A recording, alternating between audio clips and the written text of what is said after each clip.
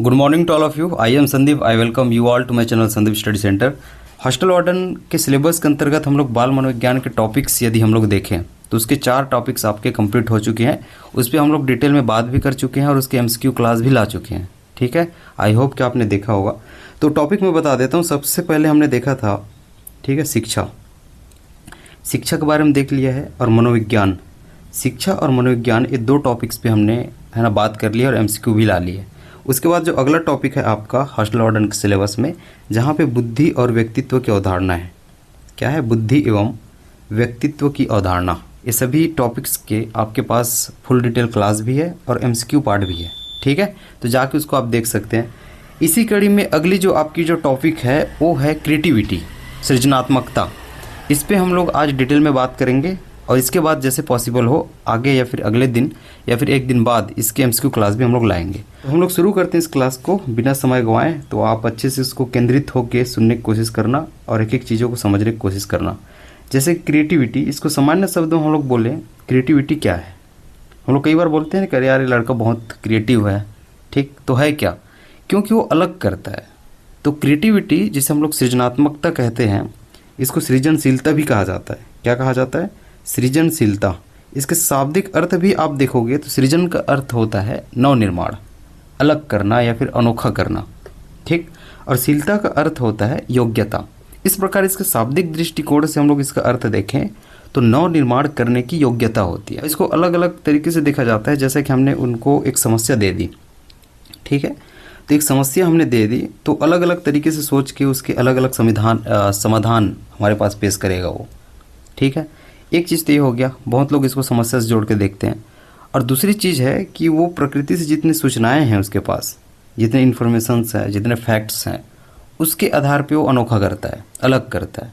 तो वैज्ञानिकों का अलग अलग मत है अपने अपने तरीक़ों से कि अलग अलग तरीके से देखा जाता है। लेकिन ओवरऑल सामान्य शब्दों में हम लोग देखें तो क्रिएटिविटी वही होती है जो अनोखा करे।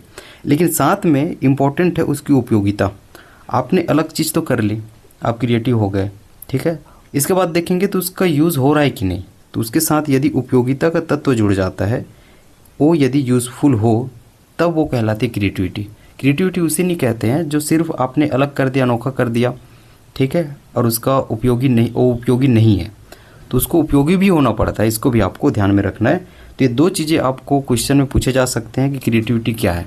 तो याद रखना है, नवनिर्माण करने की क्षमता जो मौलिकता हो। मौलिकता मतलब आप समझ रहे हो कि जैसे कि नवनिर्माण आपने कर दिया, आपने कुछ अनोखा चीज़ कर दी, तो वो मौलिक होना चाहिए ना, दूसरों के जैसे नहीं होना चाहिए। तो आपने कुछ अलग किया है तो मौलिक हो। मौलिक का अर्थ होता है विविधता, मतलब विविध हो, सबसे अलग हो, तो अपने आप में मौलिक होता है। ठीक है, वो दूसरों से अलग नहीं होता, ओरिजिनल होता है वो। ठीक, साथ में वो उपयोगी हो। तो उपयोगिता का तत्व तो हमेशा आपको याद रखना है, वो यूज़फुल होना चाहिए, तभी वो क्रिएटिविटी कहलाएगी। तो ये तरह क्रिएटिविटी हम लोग सिर्फ एग्जाम ओरिएंटेड पॉइंट ही डील कर रहे हैं। इसमें समझाने के लिए बहुत कुछ होता है, लेकिन आपके लिए क्या इंपॉर्टेंट है सिर्फ उस पर मैं फोकस कर रहा हूँ। ठीक, इसके बाद क्वेश्चन पूछा जाता है, इसमें क्वेश्चन आता है कि इसकी परिभाषा को लेके, कि क्रिएटिविटी की इस परिभाषा को है ना किन किन ने प्रस्तुत किया है, फिर किन के अनुसार ये परिभाषा दी गई है। तो परिभाषाओं को आपको याद होना जरूरी है। मैं इसमें ज़्यादा नहीं बताऊंगा, 3-4 परिभाषा ही बहुत ज़्यादा इंपॉर्टेंट है। ठीक, इसके अतिरिक्त मैं एक नोट्स आपको शेयर कर दूंगा टेलीग्राम ग्रुप में, जैसे आप वहाँ पे देखते हो मैं हमेशा करता हूँ। तो ये क्लास वाली नोट्स और साथ में फुल नोट्स ये भी आपके टेलीग्राम ग्रुप में आ जाएगी। परिभाषाओं को देखेंगे, जेम्स एम ड्रेवर काफ़ी ज़्यादा इंपॉर्टेंट है, इसको स्टार कर लेना। और साथ में क्रो एंड क्रो, इस वाले पेज को आप स्टार कर लेना। यहाँ से क्वेश्चन पूछे जाते हैं और पहले पूछे भी गए। जेम्स एंड ड्रेवर का कहना है सृजनात्मकता मुख्यतः नवीन रचना या उत्पादन में होती है। ठीक है, क्या कहते हैं ये? मुख्यतः नवीन रचना या उत्पादन में सृजनात्मकता होती है। नवीन रचना मतलब आप समझ रहे हो, जो अनोखा कर रहा है, नया कर रहा है, जो मौलिक हो रहा है, विविध है वो। ठीक, क्रो एंड क्रो के अनुसार सृजनात्मकता मौलिक परिणामों को अभिव्यक्त करने की एक मानसिक प्रक्रिया है। क्रो एंड क्रो क्या कहते हैं? सृजनात्मकता मौलिक परिणामों को अभिव्यक्त करने की एक मानसिक प्रक्रिया है। और इसके लिए मैंने एक ट्रिक डाल दी है यहाँ पे, है ना, आप चाहो तो यहाँ से याद कर सकते हो, यदि आपके लिए आसान हो तो ट्रिक आप पढ़ लेना। ठीक, यहाँ मैंने लिखा है जेम्स की नवीन दुल्हन रचना है, और क्रो जिसको हम लोग अगर कौवा माने, ठीक है, तो अपनी बातों को अभिव्यक्त अच्छे से कर लेती है। तो इससे आपको याद आ जाएगा कि इनकी परिभाषा क्या है। आप चाहो तो उसको आप यूज़ कर सकते हो। अगला परिभाषा है प्रोफेसर रूस का। ये कहते हैं सृजनात्मकता मौलिकता। ये बार बार मौलिकता आ रहा है ना, इसका मतलब आप समझ पा रहे हो। जैसे कि मैंने कुछ अलग कर दिया तो अपने आप में वो मूल हो जाएगा, क्योंकि उसके जैसा और कोई नहीं है, वो मौलिक है।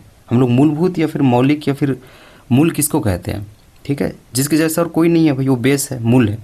तो आपने कुछ अलग किया तो अपने आप में वो मौलिक होना चाहिए ना, ओरिजिनल होना चाहिए। इसको इंग्लिश से समझना, ओरिजिनल, ठीक है। तो इसको हम लोग मौलिकता कह रहे हैं। तो सृजनात्मकता मौलिकता है जो वास्तव में, इसको अच्छे से पढ़ना, किसी भी प्रकार की क्रिया में घटित हो सकती है।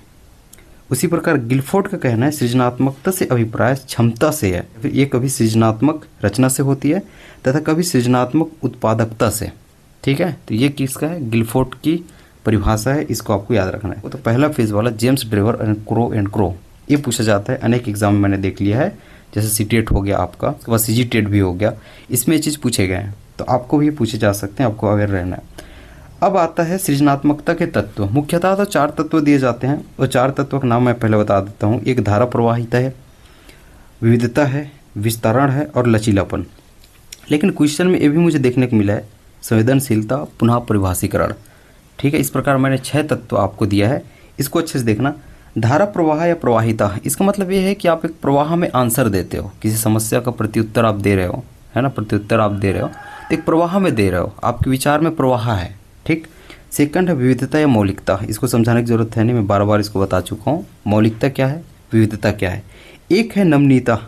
नमनीयता का अर्थ होता है आपका दृष्टिकोण, आपका नज़रिया दूसरों से अलग है।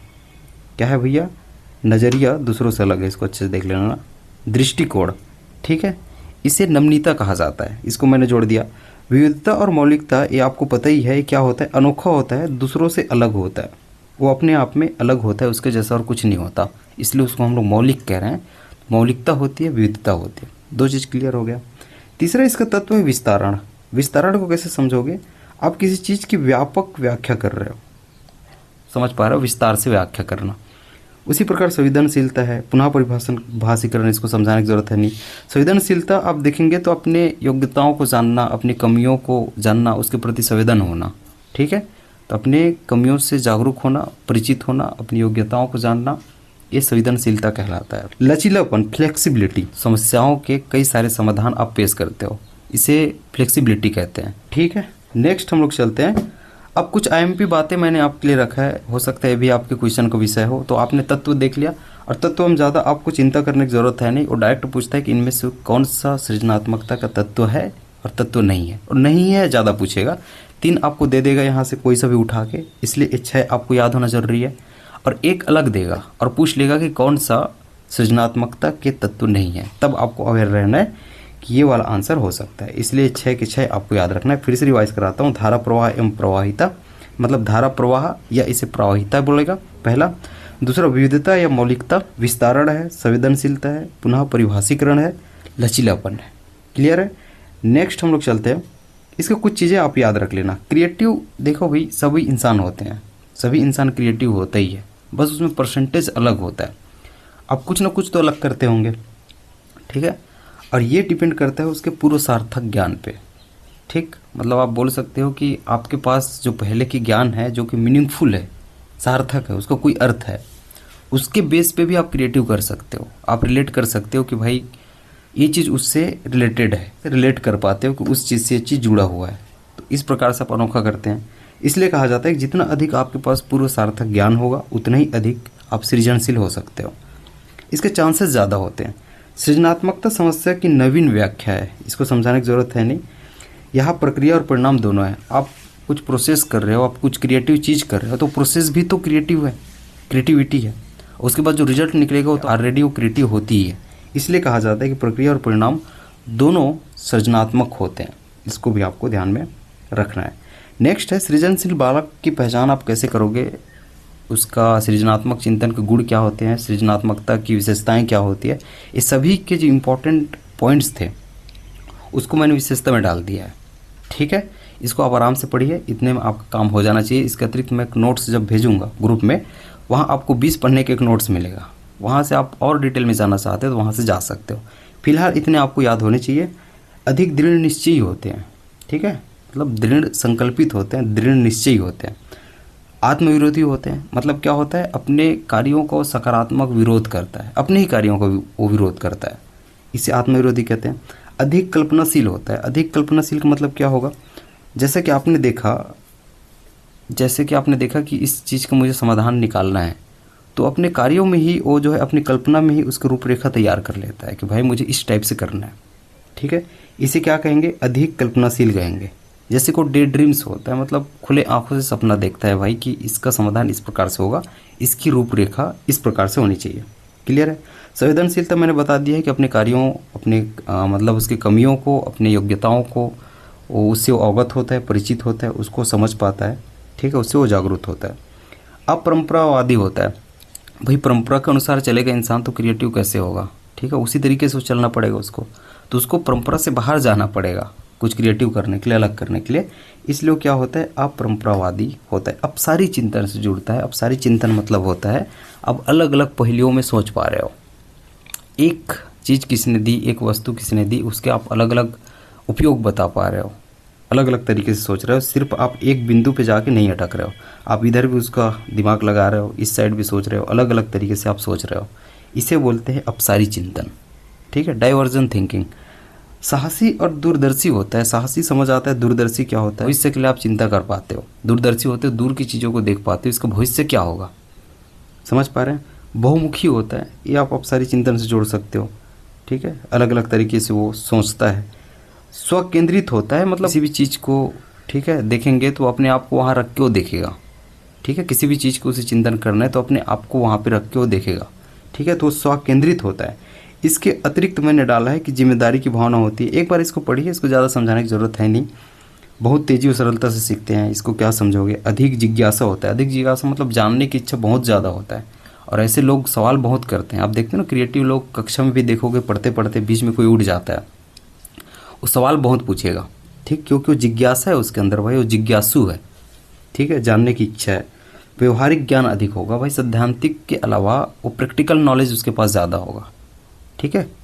स्वनिर्णयन से जुड़ता है। स्वनिर्णयन क्या होता है, मतलब स्वयं निर्णय लेता है वो, अपने यार दोस्तों पे, यहाँ पे वहाँ पे वो आश्रित नहीं होता, उसको बोलते हैं स्वनिर्णयन।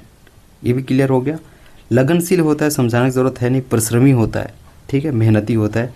संदेह की भावना। संदेह की भावना का अर्थ होता है किसी भी चीज़ को आप संदेह की नज़र से देख रहे हो, ठीक है, उस पर शक आपको हो रहा है, संदेह हो रहा है, तभी आप रिजल्ट पे पहुंचोगे। ऐसा नहीं कि कैसे भी आप उसको मान लोगे, कैसे भी एक्सेप्ट नहीं करता, स्वीकार नहीं करता, उस पर संदेह वो जरूर करेगा, वो क्रिएटिव होगा। परिहास मनोविद मतलब वो हंसी मजाक वाले भी होता है भाई। व्यवहारिक एवं वास्तविक विचार की वो धनी होता है। इसके अतिरिक्त बहुत सारे और हैं, आपके पास 20-40 चीज़ें आ जाएंगी, ठीक है, जब आप नोट्स में पढ़ेंगे, ठीक है, तो वहाँ पे जाके आप और देख सकते हैं। जो इंपॉर्टेंट चीज़ था उसको मैंने यहाँ पे डाल दिया है, ठीक। अब हम लोग नेक्स्ट चलते हैं। नेक्स्ट है सृजनात्मक चिंतन की अवस्थाएं क्या क्या होती है। तो सृजनात्मक चिंतन की जो अवस्थाएं हैं, इनमें से पहला होता है तैयारी, जिसे हम लोग बोलते हैं प्रिपरेशन, ठीक। इसे इसमें आयोजन कहा जाता है। क्या कहा जाता है, आयोजन। इसमें होता क्या है, तैयारी कैसी होती है एक्चुअल में, इसमें सूचनाओं का, इन्फो हो गया आपका, इन्फो का, फैक्ट्स का, मतलब सूचनाएं का, तथ्यों का एकत्रण होता है। तथ्यों के एकत्रण से जुड़ता है, इसमें वो एकत्रित करता है, ठीक है, इसे बोलते हैं आयोजन। प्रिपरेशन कर रहा है। उसके बाद देखेंगे उद्भवन, इसे इंक्यूबेशन कहा जाता है। ये क्या होता है, इंक्यूबेशन में सूचनाओं का एकत्रण नहीं होता, क्योंकि एकत्रित हो चुकी है, तो अब यहाँ पे दिमाग थोड़ा, जो चेतन मन है वो काम करना बंद कर देता है। एकत्रण इसलिए नहीं हो रहा है क्योंकि चेतन मन, ठीक है, काम करना बंद कर दिया। तो इसमें इसके बावजूद भी इसका जो अचेतन मन होता है, अचेतन मन होता है, वो तब भी समाधान को ढूंढ रहा होता है। इसको आपको याद रखना है, ठीक है। भले सूचनाओं का एकत्रण नहीं हो रहा है, चेतन मन काम करना बंद कर दिया है, लेकिन अचेतन मन अब भी ये काम कर रहा है, समाधान में खोज रहा है, ठीक। तो ये होता है उद्भवन। यहाँ तक क्लियर हुई। उसके बाद अगला जो इसका अवस्था है वो प्रबोधन है, जिसे इल्यूमिनेशन कहा जाता है। ये क्या होता है, जब इतनी सारी चीज़ें हो गई, समाधान भी इसमें खोजा जा रहा है अचेतन मन के द्वारा, इतने सारे फैक्ट्स इकट्ठे हो चुके हैं आपके पास, इतने सारे इन्फॉर्मेशंस, ठीक है, एकत्रण हो चुका है, तो अचानक से समाधान मिल जाता है। तो अचानक से जो समाधान मिल जाना, ठीक है, अचानक से समाधान मिल जाना उसे प्रबोधन कहते हैं, ठीक है। अचानक से समाधान मिल जा रहा है इसमें। और कभी कभी होता है सपनों में भी, ठीक है, ऐसे इंसान के सपनों में भी कभी कभी प्रबोधन होता है, सपनों में भी उसे अचानक से समाधान मिल जाता है, क्योंकि इतनी सारी चीज़ें इसमें चल रही है। तो ये स्टार्ट हुआ है आयोजन से, आयोजन उद्भवन हुआ, उसके बाद प्रबोधन आया है। ठीक है, तो इसके बेस पे इतने सारी चीज़ों के आधार पे अचानक से कभी समाधान मिल जाता है। इसको याद रखने से प्रबोधन कहेंगे। मतलब आपको मैं की पॉइंट्स दे रहा हूँ पकड़ने के लिए। क्वेश्चन पूछे तो इन की पॉइंट से आप पकड़ सकते हो कि वो क्या पूछना चाह रहे हैं। हालांकि ऐसे क्वेश्चन वो पूछेगा नहीं, सीधा पूछेगा इसकी अवस्थाएँ क्या है क्या नहीं है। ठीक है, फिर भी मैं इसको थोड़ा बहुत एक्सप्लेन कर रहा हूँ। उसके बाद वो वेरिफिकेशन एंड रिविज़न से जुड़ेगा, मतलब प्रमाणीकरण या संशोधन। मतलब जितने भी चीज़ें होने के बाद जो समाधान है इसका आप मूल्यांकन से जुड़ोगे। ठीक है, क्या करोगे, इसका मूल्यांकन करोगे। यदि ये ठीक नहीं रहा, यदि ये सही नहीं रहा तो पुनः आप समाधान की ओर जाओगे। ठीक, तो ये 4 अवस्थाएं हैं, आपको याद होनी चाहिए। ठीक है, इसमें चलूँ तो ये सृजनात्मक चिंतन की अवस्थाएं भी आपको समझ में आ गई है। सृजनात्मक को प्रोत्साहित कैसे करोगे, तो सृजनात्मक को प्रोत्साहित करने के लिए तकनीक कौन कौन सी हो सकती है। एक है ब्रेन स्टॉर्मिंग मेथड। क्या है ब्रेन स्टॉर्मिंग मेथड? इसको कहा जाता है हिंदी में मानसिक उद्वेलन विधि। क्या कहते हैं इसको, अच्छे से देखना, इसको कहते हैं मानसिक, ठीक है, उद्वेलन विधि। इसे ब्रेन स्टॉर्मिंग मेथड कहते हैं। इसमें कहा जाता है कि आपके पास एक समस्या रखा जाएगा, मतलब एक शिक्षक के द्वारा, मान के चलो बच्चों के पास एक समस्या रखा गया है। ठीक है, कि ये चीज़ ऐसे हो गया भैया, इसके बारे में मुझे है ना बताइए। अधिक से अधिक विचार मांगे जाएंगे कि क्या करना चाहिए इस समस्या को लेके। ठीक है, और सभी के विचारों का सम्मान किया जाता है। ऐसा नहीं कि भाई कोई किसी विद्यार्थी का विचार थोड़ा सा है ना लो है, किसी का बहुत हाई है, तो लो वाले का सम्मान नहीं किया जाएगा। ऐसा नहीं, सभी के विचारों को समान सम्मान किया जाएगा। और जब सभी के विचार आ जाएंगे उसमें से जो सबसे उपयुक्त होगा, बेस्ट होगा, ठीक है, उसको फिर है ना सर्वसम्मति से स्वीकार कर लिया जाएगा। तो ये होता है ब्रेन स्टॉर्मिंग मेथड। इस सृजनात्मक को प्रोत्साहन करने के एक लोकप्रिय मेथड है। उसी प्रकार समस्या समाधान विधि होता है, ये भी उसी तरह हो जाएगा।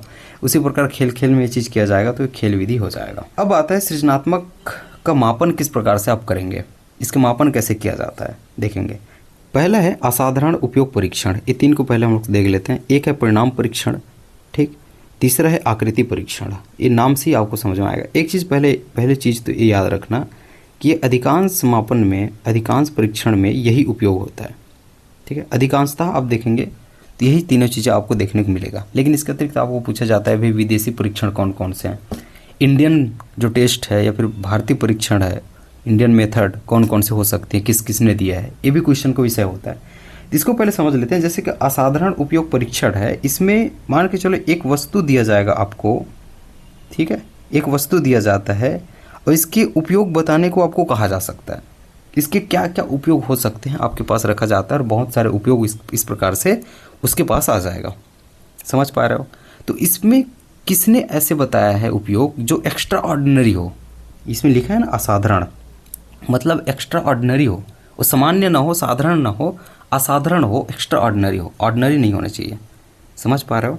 ठीक है, उसको देखा जाता है कि किसका असाधारण है। इससे भी क्रिएटिविटी की मापन होती है। ये पहला चीज़ हो गया, ये मापन की एक परीक्षण तो ये हो गया। दूसरा है परिणाम परीक्षण। ये परिणाम परीक्षण क्या होता है, इसमें परिवर्तन का परिणाम बताने को कहा जाता है। जैसे कि किसी चीज़ का परिवर्तन हो जाए, फॉर एग्जाम्पल इसमें लिखा भी है, बुक में भी है, जो मैं आपको नोट्स भेजूंगा उसमें भी है। मान के चलो मनुष्य है, ये पहले की तरह फिर से जानवर की तरह, ठीक है, पहले के जैसे फिर से जानवरों की तरह 4 पैरों में चलने लग जाए, तो ये परिवर्तन का परिणाम आप बताइए। ऐसे बताने को कहा जा सकता है, मतलब क्रिएटिव इंसान अब बताएगा। ठीक है, तो ये होता है परिणाम परीक्षण। ये भी एक मापन का एक है ना मेथड हो जाएगा। उसी प्रकार आकृति, अब आकृति परीक्षण समझ रहे हो कि इसमें ज्यामिति है ना देकर फिर आपको बोला जा सकता है इसके कितने चित्र बनाए जा सकते हैं वगैरह वगैरह वगैरह। तो ये 3 परीक्षण आपको याद रखना है जो कि अधिकांश यूज़ होता है। इसके अतिरिक्त अब हम लोग विदेशी है ना मेथड पे चलते हैं कि विदेशियों के द्वारा क्या क्या इसके बारे में दिया गया है। एक है TTCT, मतलब Torrance test of creativity thinking. में क्वेश्चन सिर्फ यही आएगा कि ये है ना ये किस किस के द्वारा दिया गया, विदेशियों में किस किस के द्वारा दिया गया। तो टॉरेंस का नाम आपको याद होना चाहिए। कभी पूछ दे तो याद रखना है, 1966 में दिया जाता है। ये शाब्दिक अशाब्दिक दोनों होता है। क्या होता है, मैं एस लिख रहा हूँ शाब्दिक और मैं AS लिख रहा हूँ, अशाब्दिक दोनों होता है। मतलब क्या, शाब्दिक मतलब आपको पूछ के है ना, आपसे पूछा जा सकता है, उपयोग पूछे जा सकते हैं, आपसे प्रत्युत्तर पूछे जा सकते हैं, समस्या का समाधान पूछे जा सकते हैं, किसी वस्तु को उपयोग पूछे जा सकते हैं, वो शाब्दिक होगा। और अशाब्दिक का मतलब क्या हो जाएगा, वही आकृति वाला जिसमें चित्र दिखाए जा सकते हैं। ठीक है, इसको ज़्यादा समझने की ज़रूरत है नहीं। Torrance test of creative thinking 1966 याद रखना, शाब्दिक अशाब्दिक दोनों होता है, इसको याद रखना, काम हो जाएगा। नेक्स्ट है मेडनिक का रिमोट एसोसिएट टेस्ट। ये क्या होता है, इसको मैं एक बार बताने की कोशिश करता हूँ। इसमें अलग अलग तरीके से, जैसे कि आपको 3 चीज़ें दे दी जाएगी, ठीक है, और इसमें बुक में लिखा भी है। जैसे कि मैंने कहा कुकीज़, क्या कहा मैंने, कुकीज़ कहा, फिर मैंने कहा 16, ठीक है, फिर मैंने कहा हार्ट, और मैंने कहा चौथा शब्द बताओ। इस तरीके से इसका मापन किया जाता है। ये विद्यार्थियों को ऐसे बोला जा सकता है, 3 शब्द दिए जा सकते हैं। इसके अलग अलग और बहुत सारी चीज़ें हैं, आप नोट्स में पढ़ना, मैं बस समझाने के लिए बता रहा हूँ। कुकीज़ है, 16 है, हार्ट है, तो इसके चौथा शब्द क्या होना चाहिए इसमें जो तीनों से रिलेटेड हो। ठीक है, तो इसका जैसे कि आ सकता है इसमें स्वीट, चौथा शब्द कैसे भाई, कुकीज़ आप स्वीट कुकीज़ बोलते हो, आप स्वीट 16 बोलते हो, आप स्वीट हार्ट बोलते हो। ठीक है, तो इस प्रकार से, तो ये दूसरा चीज़ हो जाएगा मेडनिक का रिमोट एसोसिएट टेस्ट, याद रखना है, 1971 का।